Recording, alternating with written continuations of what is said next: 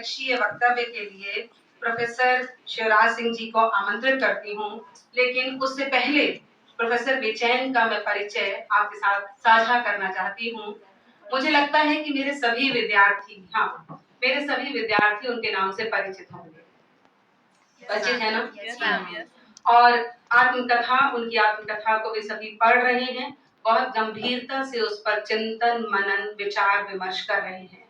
अनेक भाषाओं में उनकी आत्मकथा का अनुवाद हो चुका है और इसके अतिरिक्त अनेक रचनाओं से होते हुए अनेक अकादमिक और प्रशासनिक कार्य उन्होंने लगातार किए हैं, जिसे वे आज भी गति दे रहे हैं। हिंदी विभाग उन्हीं के नेतृत्व में राष्ट्रीय शिक्षा नीति 2020 को लागू करने जा रहा है। तो हम देख सकते हैं साहित्य भूषण सम्मान, बाबा साहब डॉक्टर बी.आर. अम्बेडकर राष्ट्रीय सम्मान, कबीर सेवा सम्मान, डॉक्टर राजेंद्र प्रसाद अवार्ड, प्रथम साहित्यकार सम्मान, दलित साहित्य अकेडमी, स्वामी अच्युतानंद अति विशिष्ट सम्मान से सम्मानित होते हुए उन्होंने अनेक रचनाओं का प्रकाशन किया। दैनिक जनसत्ता, हिंदुस्तान, अमर उजाला, दैनिक भास्कर और राष्ट्रीय सहारा में वे लगातार लिखते रहे हैं। हंस, कथादेश, पक्षधर, बयान, जनसत्ता, नाम लीजिए और उनकी रचनाएं मौजूद हैं। वे लगातार कार्य कर रहे हैं। उनकी आत्मकथा की समीक्षाएं हंस, इंडिया टुडे, कथादेश, पाखी, बयान, अपेक्षा, हिंदुस्तान, अमर उजाला हर जगह छपी हैं। एक रचनाकार की रचना धर्मिता लिए हुए, एक प्रशासनिक अधिकारी के तेवर के साथ एक पूरे दायित्व को निर्वहन करने वाले हिंदी विभाग के अध्यक्ष के रूप में हम इस सत्र की अध्यक्षता कर रहे प्रोफेसर शिवराज सिंह बेचैन का स्वागत करते हैं। आदर और सम्मान।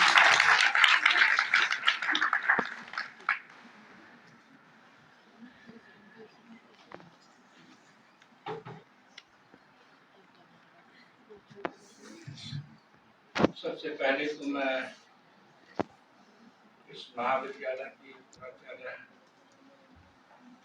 का आभार व्यक्त करता हूं कि उन्होंने मुझे इस चर्चा में शामिल किया। मंच पर उपस्थित मेरे विभागीय साथी सहयोगी प्रोफेसर कुमुद शर्मा जी, प्रोफेसर मोहन जी, जिनको मैं खाली कह ही नहीं रहा हूं कि वो मेरे साथी हैं, बल्कि क्रियात्मक रूप से मैं समझता हूं कि जो मेरे अध्यक्षता का काल रहा है उसमें मुझसे ज्यादा उन्होंने काम किया है और श्रेय मैं लेता रहा और हमेशा मैं ये महसूस करता रहा हूं कि उनके सहयोग के बगैर मैं शायद इसे अंजाम न दे पाता। तो मैं उनके प्रति बहुत आभारी रहता हूं हृदय से। प्रोफेसर रवि टेकचंदानी जी भाषाई दृष्टि से कांड विद्वान हैं और उन्होंने उनका जो विश्लेषण क्षमता है मैं कई बार सुन चुका हूँ, बहुत प्रभावी है और वो राष्ट्रीय परिप्रेक्ष्य में जिस तरह से सकारात्मक दृष्टि लेके एक राष्ट्रीय सापेक्ष दृष्टि से जो बात करते हैं वो बड़ी प्रभावी बात है। मैं बड़ी दुविधा में हूँ कि कोई किसी भी सत्र का कोई अध्यक्ष होता है तो उससे पहले वाले वक्ता लगभग उसका 80% खजाना लूट ले जाते हैं और लेकिन इसका एक फायदा यह भी होता है कि उनसे कुछ सूत्र भी मिल जाते हैं कि चलो इसी रास्ते पर हम भी कदम बढ़ाते हैं। सबसे पहले जो वक्तव्य चंदानी जी ने दिया उसमें उन्होंने राष्ट्रीय शिक्षा नीति क्या कर रही है, क्या क्या योजनाएं हैं और कितनी सफलता मिली है और क्या हमें करना चाहिए, इस विषय में जो उन्होंने सूचना पर वक्तव्य दिया उससे हमारे छात्रों का मेरा भी काफी भला हुआ और हमें रास्ता मिला कि हम इस बात की खुद परख करें कि भारत सरकार जो शिक्षा नीति लाई है वो जमीन पर कितनी उतर रही है, उसका फलितार्थ क्या है और हमारी क्या जिम्मेदारियां बनती हैं। ये सारी चीजें इस वक्तव्य से हमारे सामने आती हैं। प्रोफेसर मोहन ने, क्योंकि वो एक संस्थान के निदेशक रहे और पूरब से लेकर पश्चिम, उत्तर से लेकर दक्षिण सारे भारत में हिंदी से संबंधित संस्थाओं का उन्हें अनुभव रहा, तमाम लेखकों से वो वाकिफ रहे, इसलिए उन्होंने बड़े दायरे में हिंदी के विकास के बारे में अपनी बातें रखी। उन्होंने सांस्कृतिक संदर्भ भी जोड़ा। मतलब उन्होंने आजादी की लड़ाई के साथ हिंदी के विकास की बात कही। कुछ ऐसी घटनाएं उन्होंने रखी जिस पर लगता है कि मुझे भी बात करनी चाहिए। उन्होंने मंगल पांडे की भूमिका को रखा और कहा कि उन्होंने अंग्रेज सैनिक पर गोली चलाई, 1857 का विद्रोह आरंभ हुआ, गोली क्यों चलाई, ये बात कोई यूं ही तो किसी को नहीं मारने खड़ा हो जाएगा। और हम इस बात पर अगर ऐतिहासिक तथ्य तलाश करेंगे तो हमें सामाजिक जो अंतर्विरोध हैं हमारे, जो हमारी आजादी की लड़ाई में भी आड़े आते रहे हैं, सामाजिक सद्भाव और भाईचारे के रास्ते में भी आड़े आते रहे हैं, वो प्रसंग ये है कि मंगल पांडे को जो जिस लोटे में पानी दिया गया, उस लोटे को छूने वाले व्यक्ति के बारे में एक दूसरे व्यक्ति ने कहा कि पांडे जी, आपने पानी पिया है, ये तो माताजी भंगी है, वो भी वहीं सैनिक था। तो पांडे जी भड़क गए। उन्होंने कहा भाई मेरा लोटा क्यों छुआ तुमने? उन्होंने कहा भाई मैं तो कभी सोचा ही नहीं कि तुम और मैं अलग अलग सैनिक हैं, तुम भी सैनिक मैं भी सैनिक, मुझे ये बताने की जरूरत क्या थी? तो उन्होंने कहा कि तुम मुझ पर भड़क रहे हो, मेरे हाथ का छुआ हुआ आप पानी पीने से अपवित्र हो रहे हो, लेकिन ये जो कारतूस है, इस कारतूस में जो सुअर की चर्बी लगी हुई है, उसे तो रोज अपने मुंह से खोलते हो, तो तुम्हारे मुंह में जाती है। तो उन्होंने फिर इस बात की वो भड़क और ज्यादा भड़की कि ये क्या बात है, उन्होंने जानना चाहा। तो माताजी ने कहा कि ये जो फैक्ट्री है उसमें चर्बी लगाने का ही काम करता हूं मैं। तब वो भड़क गए और उन्होंने कहा कि अब इस सेना में मैं काम नहीं। बात यहां समाप्त नहीं हुई इस विद्रोह की, जिसको कम लोगों ने बताया और इतिहास की किताबों में दब कर रह गया। इसका नतीजा ये हुआ कि जो महारों की भर्ती हुआ करती थी, जिसमें डॉक्टर अंबेडकर के पिताजी भी सैनिक रहे,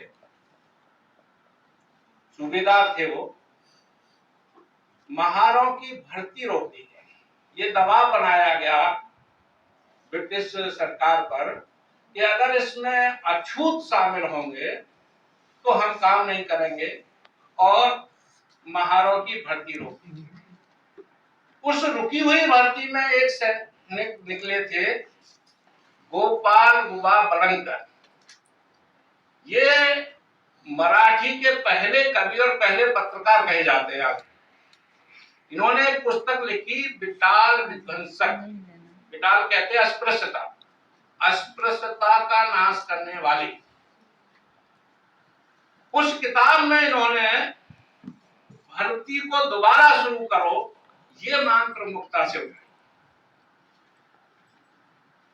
और इस बात को डॉक्टर अम्बेडकर ने भी संज्ञान दिया और उन्होंने भी अपने अखबार में इस मुद्दे को की चर्चा की।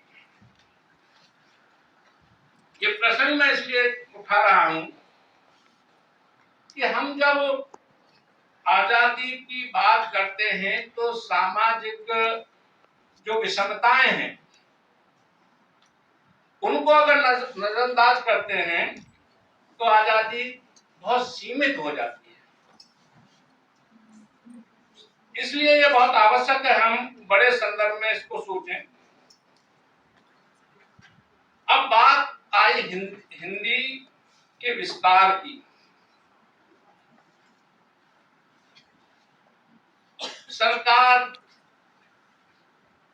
कोशिश कर रही है, अभियान चला रही है, लेकिन और कुमुद जी ने एक प्रसंग उठाया कि उत्तर प्रदेश में 8,000 बच्चे हिंदी में फेल हुए। 8 लाख। बाद में मैंने उस पर कॉलम लिखा था, मुझे याद है। और मैं इसलिए बता रहा हूँ कि जिस दिन ये खबर आई थी मैं उत्तर प्रदेश की ट्रेन में सफर कर रहा था और एक अध्यापिका मेरे साथ वहां चढ़ी। मेरी पत्नी की मित्र थी तो बातचीत शुरू हो गई और उन्होंने जो मुझे कहा कि मैं शिक्षिका हूं लेकिन मैंने 5,000 के ठेके पर किसी को रख दिया है, सरकारी स्कूल की। 5,000 के ठेके। मैंने कहा ऐसा कितने शिक्षक कर रहे हैं? उन्होंने कहा गांव में रहने वाले, तो गांव में जिनकी पोस्टिंग होती है वो सब यही कर रहे हैं।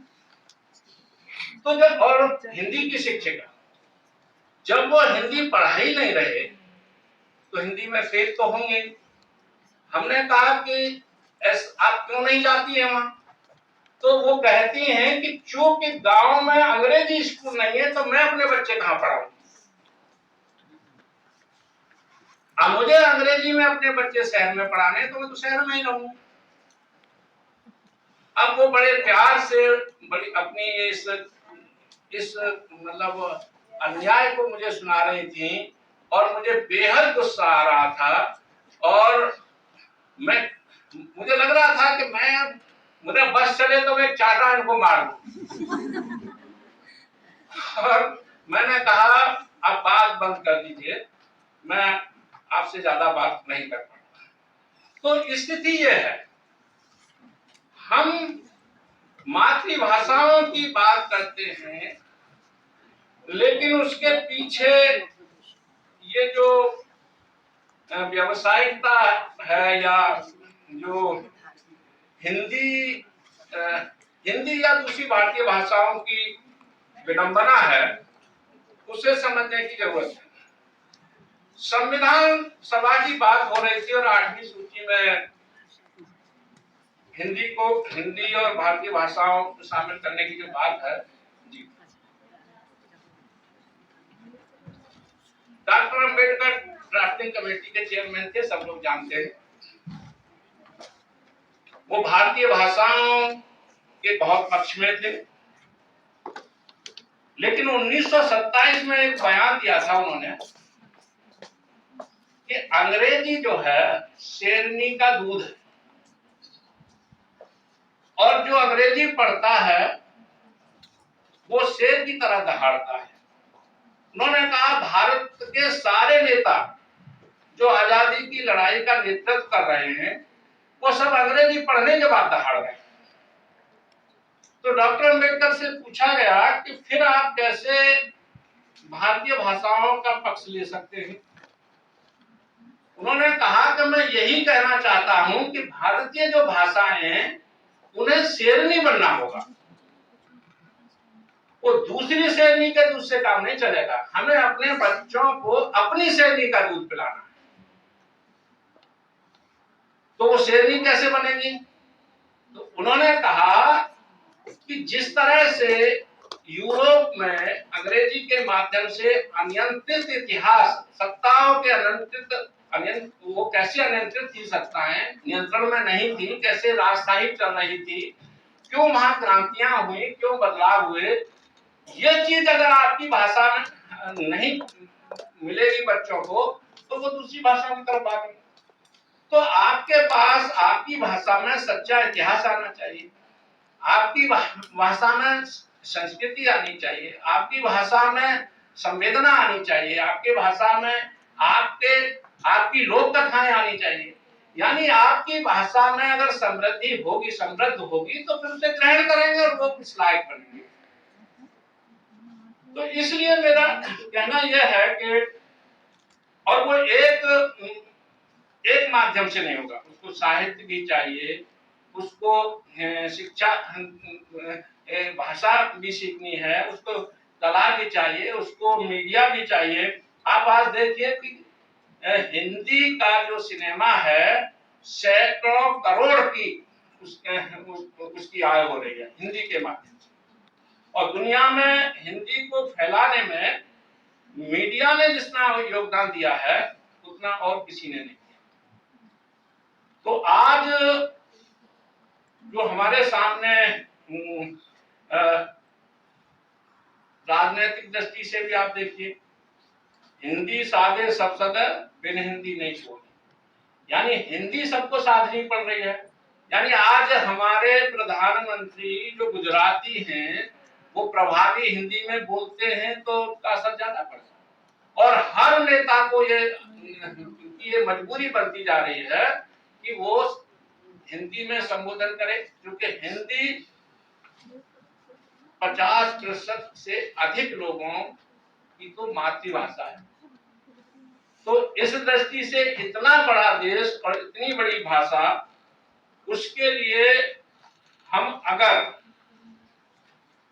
साहित्य के माध्यम से, राजनीति के माध्यम से, कला के माध्यम से, सिनेमा के माध्यम से और मीडिया के माध्यम से अगर हिंदी को बढ़ावा देते हैं, तो मैं ये समझता हूं कि दूसरी भाषाओं को भी इससे मदद मिलेगी, और अनुवाद का क्षेत्र भी हिंदी के लिए बहुत महत्वपूर्ण है, और सारी भाषाओं के लिए। एक बार खुशवंत सिंह ने लिखा अनुवाद के महत्व के बारे में कि अगर गीतांजलि का अनुवाद नहीं होता तो टैगोर को यह भी नहीं पता चलता कि आखिर में लिख क्या दिया था जो मुझे अवार्ड मिला। तो इसलिए कई बार हमें अपनी हमारी कृतियों का जब अनुवाद होता है तो हमें पता चलता है कि हाँ, इसका कोई व्यापक महत्व है, इसका दूरगामी प्रभाव है। खुद मैं ये देखता हूँ कि जब मैंने हिंदी में अपनी आत्मकथा लिखी, जब ऑक्सफोर्ड से उसका अनुवाद आया और जगह जगह से प्रतिक्रियाएं आई, तो वो ऐसी प्रतिक्रियाएं थी जिन्हें मैं देखकर मैं सोचता था कि ये हिंदी वालों ने ऐसा क्यों नहीं सोचा, ये दूसरी भाषाओं वाले कैसे सोच रहे हैं, अंग्रेजी वाले ऐसे कैसे सोच रहे हैं, उर्दू वाले ऐसा क्यों सोच रहे हैं जहाँ अनुवाद हुआ। तो एक जो नजरिया है अपनी अपनी भाषा की, जो संस्कृति है और जो भाषा का हमारा अनुशासन है जो हम पढ़ के आते हैं, उसमें जब दूसरी भाषा के साथ जुड़ते हैं तो उसमें हमारी दृष्टि और व्यापक होती है और हमें चीजें ठीक से देखने का मौका मिलता है। मैं समझता हूं कि इतना काफी है। मैं धन्यवाद करता हूं। अध्यक्ष को ज्यादा नहीं करना चाहिए।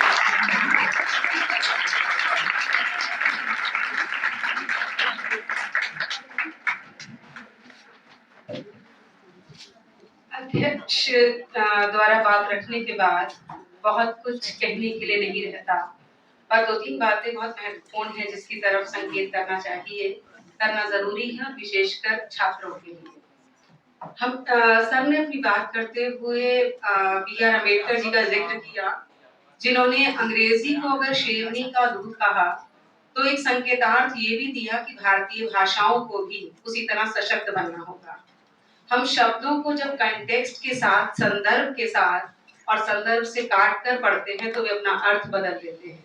तो भाषाओं के भीतर भी खास भाषाई पूर्वाग्रह कहीं ना कहीं निहित रहते हैं। ये ध्यान रखना होगा, और सर की बात को सुनते हुए आपका इस बात पर ध्यान गया होगा कि उन्होंने भाषाई पूर्वाग्रहों और जातीय पूर्वाग्रहों की तरफ भी हमारा ध्यान केंद्रित कराया। जब हम किसी भी, चाहे हम भाषा के आधार पर एकात्मकता की बात करें या फिर हम बहुभाषिकता को अपनी ताकत माने, तो हमें ये समझना होगा कि हम एक ऐसे समाज का अंग है जहाँ पे बहुविध वर्णीय सब तरह के लोग हैं। और जब हम हर तरफ हम सब मिलकर एक भारतीय रूप में अपनी पहचान बनाते हैं, तब कहीं जाकर हम भारतीय भाषाओं पर बात करने की क्षमता को जुटा सकते हैं। ये बहुभाषिकता हमारी शक्ति है और इस बहुभाषिकता को पहचान सकें और मातृभाषाओं को अपनी ताकत बनाते हुए भारतीय भाषाओं के माध्यम से अपनी पहचान को रेखांकित कर सकें, इस बात की तरफ भी संकेत किया।